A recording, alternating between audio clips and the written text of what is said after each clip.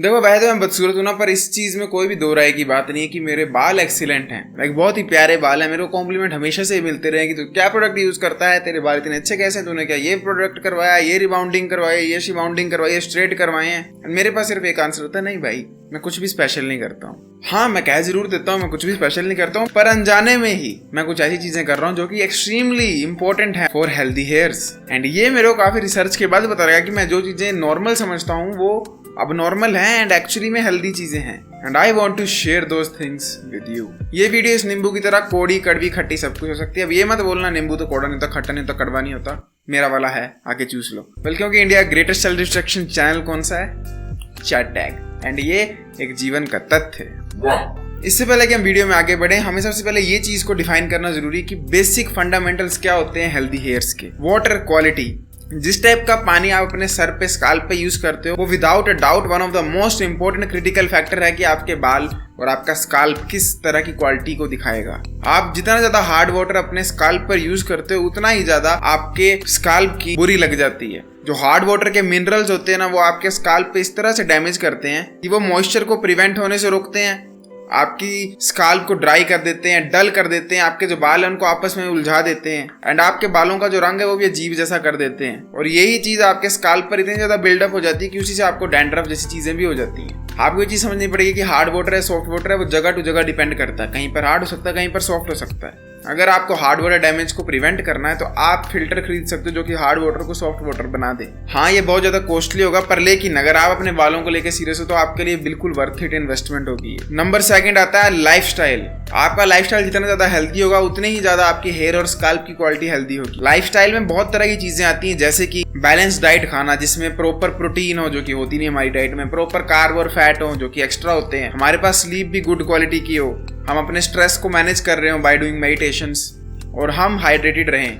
Nutrients की तो deficiency होती है ना कि मान लो विटामिन B12 कम हो गया, विटामिन D कम हो गया, ये चीजें आपके हेयर्स पर, आपकी स्किन पर बहुत गंदा इफेक्ट डालती हैं। किसी को भी अगर हेयर और स्किन से रिलेटेड बड़ी ज्यादा इश्यूज है ना, आपको मैं रेकमेंड करूंगा ये 2-3 हज़ार का आता है एक ब्लड टेस्ट, लोकल लेबोरेटरी में जाओ और वो करवाओ एंड जस्ट चेक आउट कि कहीं आपके शरीर में किसी तरह की डेफिशिएंसी तो नहीं है, किसी चीज की कमी तो नहीं है, और अगर वो है तो उसको फिक्स करो। नेट पर देख कर कि वो फिक्स कैसे होती है आप लेबोरेटरी वाले को पूछ लेना, वो भी बता देगा। तो अगर आपकी ये दोनों चीजें फिक्स नहीं है, जैसे कि मैंने बताया वाटर किस टाइप का है, हार्ड है, सॉफ्ट, और सेकेंड आपके बॉडी में परफेक्ट अमाउंट ऑफ न्यूट्रिएंट्स हैं कि नहीं, तो आप वीडियो में आगे मत बढ़ो, पहले आप इन दोनों को फिक्स करो, क्योंकि ये बेसिक फंडामेंटल चीजें, इनके बिना तो बाकी की वीडियो वेस्ट होगी आपके लिए, और ये एक जीवन का तथ्य है। अब बात करते हैं कि व्हाट टू अवॉइड, हार्मफुल चीजें क्या हैं। सबसे पहली और सबसे घिनौनी चीज जो कि आपके बालों को तबाह कर सकती है, एंड लकीली मैं उसको इस्तेमाल ही नहीं करता, पता नहीं क्यों, वो है शैम्पू यूजेज। मैं बचपन से ऐसा बच्चा रहा हूं ना जिसको मम्मी अगर मुंह पर साबुन लगाती थी या बाल पर शैम्पू, मेरे को बड़ी घिन आती थी कि ये क्या झाग जैसा बना, मेरे को चिढ़ मचती थी।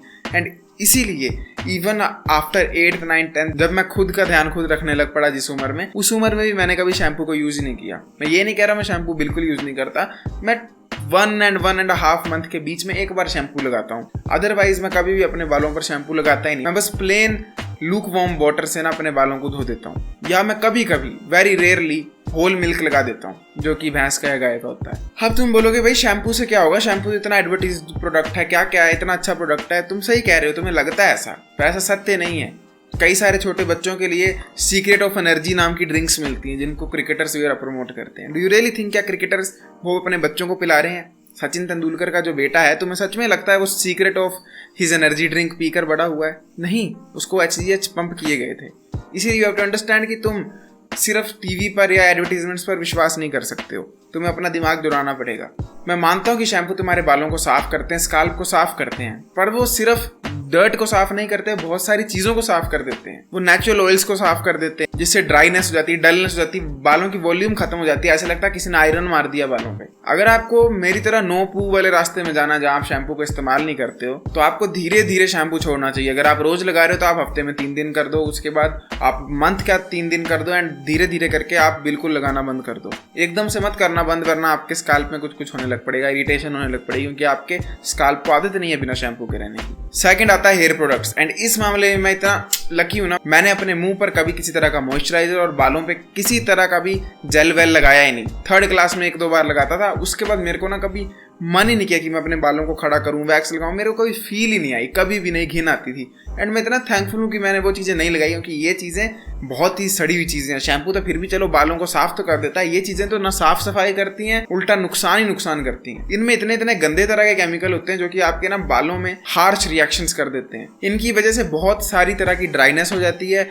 बालों की वॉल्यूम कम हो जाती है, बाल डल हो जाते हैं, बाल आपस में टूटने लग पड़ते हैं। तो अगर तो आपको अपने बालों को लेकर जरा भी सीरियसनेस है, या आपको अपने आप से सीरियसनेस है, या आप में दिमाग है, तो इन सड़ी चीज़ों को कभी मत लगाया करो, कभी भी नहीं। मान लिया कभी कभार एक साल में एक शादी है तब लगा लो, बट कभी मत लगाओ। एक्चुअली में क्लासिक बंदा पता कौन लगता है, जिसने ऐसे करके हाथों से बालों को सेट किया हो ना, कि यहाँ भी जेल, यहाँ भी जेल, यहाँ भी जेल। कुक्कड़ लगता है बंदा इतना कुछ करके, पता है। नेक्स्ट है एक्सेसिव वेटिंग। तुम अगर अपने बालों को बहुत ज्यादा भिगाते हो ना, बार बार भिगाते हो, तो वो भी आपके लिए एक बहुत बड़ा साइड इफेक्ट बन के आ सकता है। एंड इसमें मैं लकी हूँ, क्योंकि जैसा कि मैंने कहा, मुझे अपने बालों को स्टाइल करने की कभी चुल मची नहीं, इसीलिए मैं कभी भी बाकी लड़कों की तरह ना, जो वॉशरूम जब भी जाते थे तो ऐसे पानी लेते थे, ऐसे करते थे। मैंने ये कभी किया ही नहीं, कभी भी नहीं किया।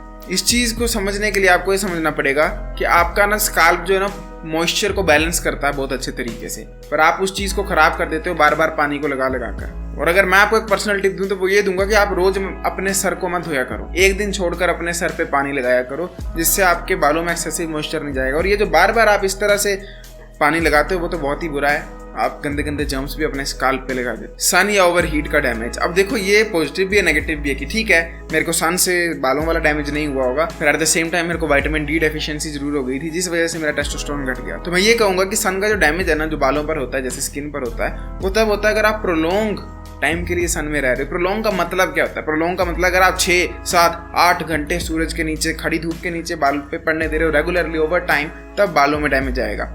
तो डोंट थिंक कि आपको बिल्कुल वैम्पायर की तरह निकलना, नहीं। अगर आप 1, 2, 3 घंटे तक धूप के नीचे खड़े हो, उससे आपको कुछ नहीं होगा, पर आप कॉन्टिन्यूसली 7-8 घंटे डेली खड़े हो, तब आपके बालों पर सन या हीट का डैमेज आता है। सो इस पॉइंट पे इतना घबराओ मत, बस उसके लिए बोल रहा हूँ, अगर कोई मजदूर मेरी वीडियो देख रहा है, कि अगर तुम मजदूरी करते तो सर पे कुछ कपड़ा बांध लो ताकि बाल डैमेज ना हो। और जब बात करते हैं हम हीट की ना, तो हीट में एक बहुत चीज़ आती है जो कि बंदे बहुत यूज़ करते हैं, वो हेयर ड्रायर या फिर हेयर स्ट्रेटनर या कलर वगैरह जो भी होते हैं, इनको मिनिमल यूज़ किया करो या कोल्ड वाले में यूज़ किया करो। नेक्स्ट है सब छपरी भाइयों के लिए, केमिकल प्रोसेसेस तो कभी नहीं करवाने वालों में। जो रंग करवाते हैं ना, हरा रंग करा लिया, पिंक कलर करा लिया, या स्ट्रेट करा लिया, कर्ल करा लिए, कभी मत कराया करो प्लीज़। ये बहुत ही मतलब सड़ी हुई चीज़ है, इसको कराना और एक साथ 1000 डब्बे वैक्स के लगा देना एक ही बराबर बात है। अगर तुमने एक बार ही बाल स्ट्रेट करा लिया तुम परमानेंटली अपनी रूट्स तक को डैमेज कर सकते हो। खासकर ऐसे छपरी नाइयों के पास तुम जाते हो जो 200 में 300 रुपये में कर दे रहे हैं, पता नहीं वो कौन सी चाइनीज क्रीम लगाएंगे या क्या लगाएंगे जिससे मे भी कैंसर हो जाए, तुम्हें क्या हो जाए, यू नेवर नो। अनलेस तुम्हारे पास एक हाई क्वालिटी सैलून में जाने का एक्सेस नहीं है, ये फालतू की चीज़ें मत कराओ, पता नहीं कितना गंदा ब्लीच लगा देते हैं। अब बात करते हैं कि तुम्हें करना क्या चाहिए अपनी हेयर की क्वालिटी को इम्प्रूव करने के लिए। राइस वाटर से आप अपने बालों को धो, जो चावलों का पानी होता है ना, चावल भिगोने के बाद आप उससे अपने बालों को धो सकते हो और आपको उससे बहुत अच्छी हेयर में न्यूट्रिशन देखने को मिलेंगे। ये बहुत एक पुरानी परंपरा है बहुत सारे कल्चर्स में, आप इसको ट्राई तो करके देखना, आपके बालों में एक अलग तरह की शाइन आएगी। नेक्स्ट आता है ऑलिव ऑयल ट्रीटमेंट या फिर कोकोनट ऑयल ट्रीटमेंट। ये दोनों ट्रीटमेंट बहुत ही पावरफुल चीज़ है और मेरे को इनका कैसे पता लगा था, जब मैंने अपनी दादी देखी और उनके बाल 85-90 की एज में भी इतने ज़्यादा लशियस और स्ट्रॉन्ग हैं, तो मैंने उनसे पूछा आप बालों में क्या लगाते, तो उन्होंने कहा हम डेली नारियल का तेल लगा कर बालों की चंपी करते थे। हाँ, मैं मानता हूँ लड़कियों में DHT नहीं बनता, बाल स्ट्रॉन्गर ही होंगे, पर कंपेयर टू अदर बुढ़ियाँ ऑफ सेम एज उनके बाल बहुत ही अच्छे हैं। तो मैंने इस चीज़ पर रिसर्च किया एंड आई फाउंड आउट कि अगर आप ऑलिव ऑयल या कोकोनट ऑयल लगाते हो ना और खासकर उसके साथ मसाज करते हो, तो आपके बालों का जो ब्लड फ्लो है ना स्काल्प का, वो बहुत अच्छा रहता है और बालों में न्यूट्रिशन की कमी नहीं होती है। ये आपके टूटे हुए रूट्स को भी फिक्स करता है, हील करता है, साथ में आपके बालों को स्ट्रॉन्ग और हेल्दी भी बनाता है। तो आपको कम से कम हफ्ते में एक बार तो अपने सर की मसाज करनी ही चाहिए कोकोनट ऑयल के साथ। मैं ये चीज़ नहीं करता बिल्कुल भी, क्योंकि मेरे को वो लुक ही नहीं पसंद, पर आपको ट्राई करनी चाहिए, क्योंकि मैं तो देखो एक साफ परिवर्तन में रहता हूँ, ठीक है। यहाँ पे हिमाचल में यहाँ ना पोल्यूशन है ना कुछ है, तुम में भी दिल्ली में रहते हो, धुएं में रहते हो, तो किसी को नहीं पता। तो तुम्हें हेल्दी हैबिट्स को अप्लाई करना चाहिए लाइफ में। एंड लास्ट पॉइंट है कि आपको अपने हेयर्स की लेंथ लंबी ट्राई करनी चाहिए, क्योंकि जो मीडियम लेंथ होती है ना कानों तक की और या फिर यहाँ चीक्स तक की, उसमें आपको अनलिमिटेड ऑप्शंस मिलते हैं हेयर स्टाइलिंग के। आप उसको कभी छोटे की तरह भी डिज़ाइन कर सकते हो, पीछे स्लिक बैक करके, कभी एक तरफ कभी दूसरी तरफ, कभी आप ईबो स्टाइल कर सकते हो, मतलब आपके पास एंडलेस ऑप्शन होते हैं। तो आई थिंक कि हर मैन के पास वो मीडियम कट होना चाहिए, क्योंकि वो एक एंडलेस अपॉर्चुनिटीज़ देता है उसको डिफरेंट स्टाइल्स करने की। मैं ये नहीं कह रहा हूँ गंजा होना बुरा है या छोटे बाल बुरे हैं, लंबे बुरे हैं, पर मेरे हिसाब से जो बेस्ट आपकी लुक्स को इन्हेंस करते हैं स्टाइल, वो इतने हैं। मेरे को भी वही करके देते थे, तुम्हें भी शायद वही करके देंगे। बाकी मेरी बातें माननी है तो मान लो, अदरवाइज लेमन है, चूस लो। अगर आप इंटरेस्टेड हो मेरे साथ 1-to-1 कोचिंग कॉल में बात करने के लिए, चेक तो फर्स्ट लिंक इन डिस्क्रिप्शन में आपको मेरा insta page and Discord server मिलेगा, दोनों को ज्वाइन और फॉलो बटन दबा दो। I will be seeing you next time, till then as usual, proceed everyone, जागते रहो। वाह।